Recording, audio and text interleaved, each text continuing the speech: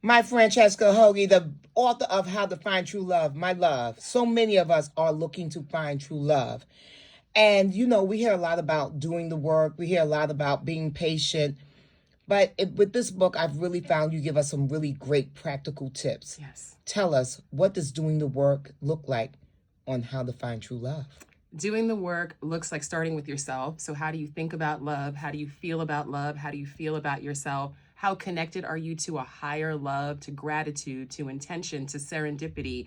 And then what is your skill? Like, what is your actual skill? Relationships are about skills. Dating is about skills. And so how able are you to connect with the right people, to be discerning, to be vulnerable, to enjoy the journey, to take good care of yourself, to deepen your relationship with yourself while you are meeting people and while you're getting into relationships with other people? This book is going to teach you all of that. All of that.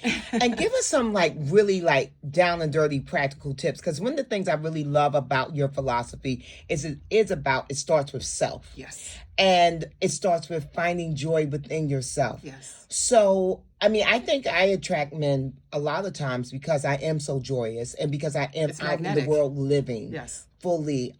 So what would you say to women that are looking to go certain places just so they can meet men? I hate the whole thing that we should be at sports bars, even if you don't like sports. We should be at golfing. The Home Depot. We should be golfing, all that kind of stuff. What kind of things would you say that women should be doing if they're looking to attract love? I say the first thing is to adopt what I call the meet cute mindset, which is the belief that every time you leave your house, you have the potential to meet someone special, because you do. But that is a mindset. So how are you moving through the world? Because you could be meeting somebody on the corner, on the subway, at the airport, wherever you go, there are other humans. And that's where the serendipity comes in. But you can court that serendipity with your openness, with your attention, with your ability to flirt, your ability to start conversations, to smile, to receive romantic attention from other people, because that can happen every single day. There's no reason that you have to go specific places that you don't actually want to be.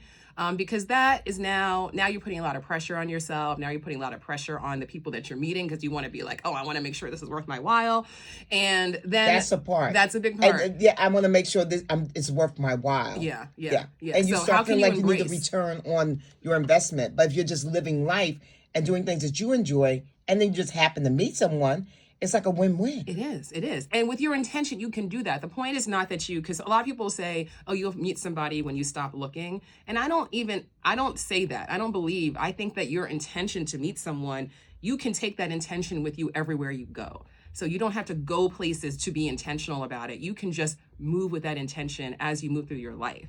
And if you do that and you make that effort and just embrace connection for connection's sake, don't get in your head, just if you see somebody that looks interesting, that looks intriguing to you, make eye contact, smile, say hello, give a compliment, and don't be attached to the outcome. And don't wait until you see the one person who's the hottest person you've seen and now you're in love with this person at first sight. No, just be like, hey, there's something, this person seems kind, they seem interesting, I like their style, there's something about them. Just be open to connection, allow yourself to be surprised, because anytime anyone meets anyone who they fall in love with, it's always a surprise. It's always unexpected. It never happens the way you think it's going to happen. So rather than try to control how it happens, how can you just open yourself up to the serendipity of okay, I don't know who they are, I don't know where I'm going to meet them, but I know that I am going to meet them. So what can I do? What's my part that I can play so that when those opportunities present themselves, I can recognize them and I can actually make a connection and capitalize on them?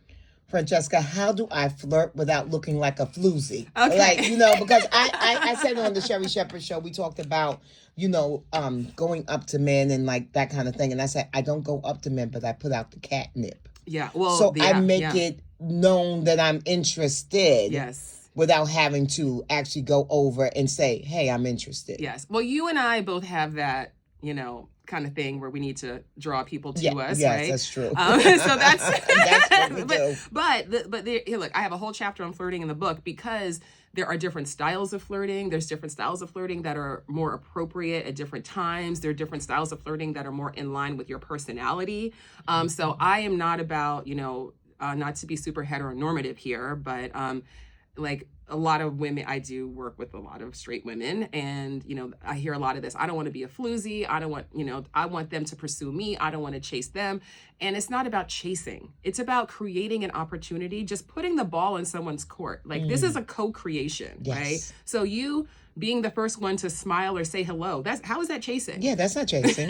That's chasing. Simply saying hello with your eyes or with your smile. Right, and just think about also, like, people who do not want to make you uncomfortable, people who don't want to, they don't want to invade your space. If you're not open to that, they need to have some kind of invitation to know, okay, it's safe, right? Yeah. Because what happens is if you're really closed off, you will notice that the people who approach you are approaching you from a place of, oh, you're a challenge.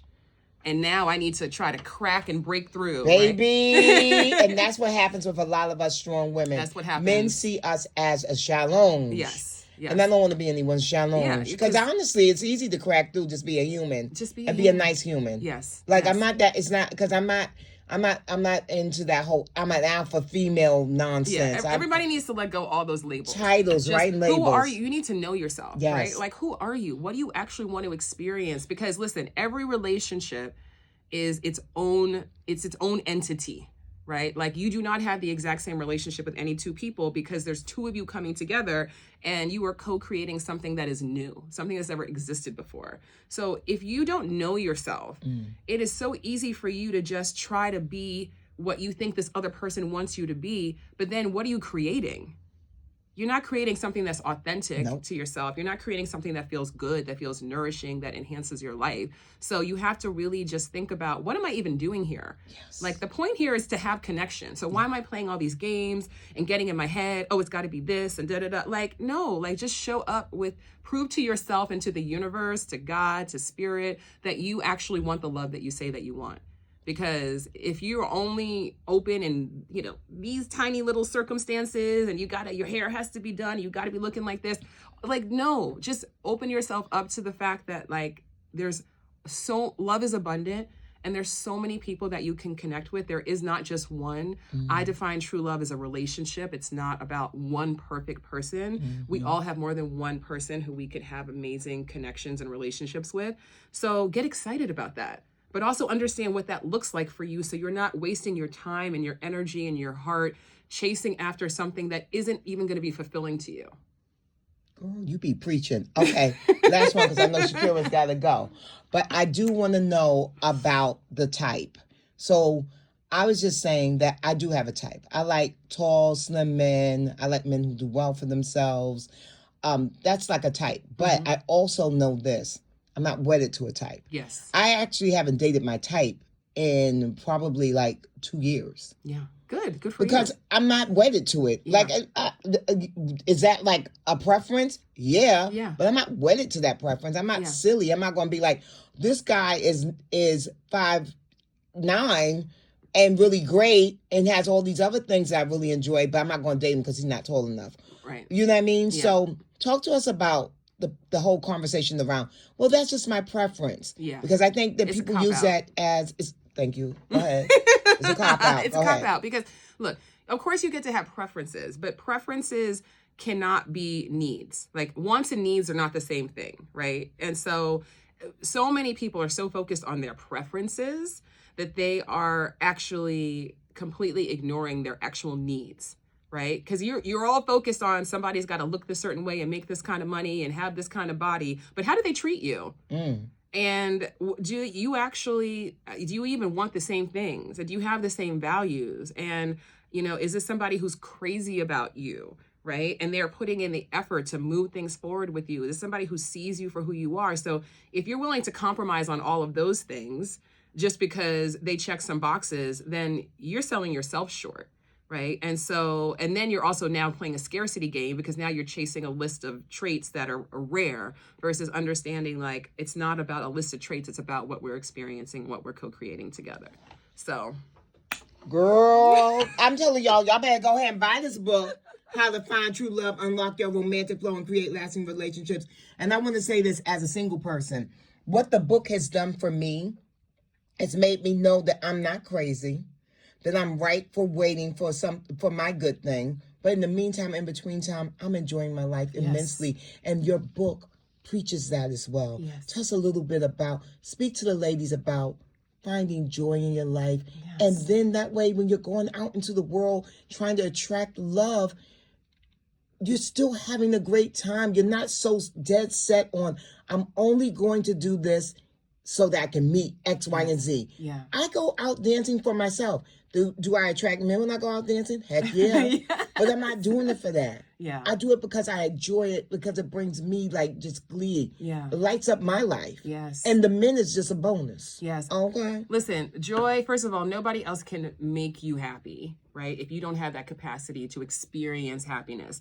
And so when you focus on being more joyful in your own self, not only does that feel better and you enjoy your life more, which is its own reward, it's also more magnetic. Like, I think one thing that people really, really overlook in this whole dating thing is if you're miserable, if you're bitter, if you're salty, if you're entitled, if you're complaining all the time, who is going to want to spend a lot of time with you? Only other miserable people. Only other miserable people. Misery loves company. Misery loves company, right? And so you have to understand, like, you know, that first of all, love and joy they are cousins. Yeah.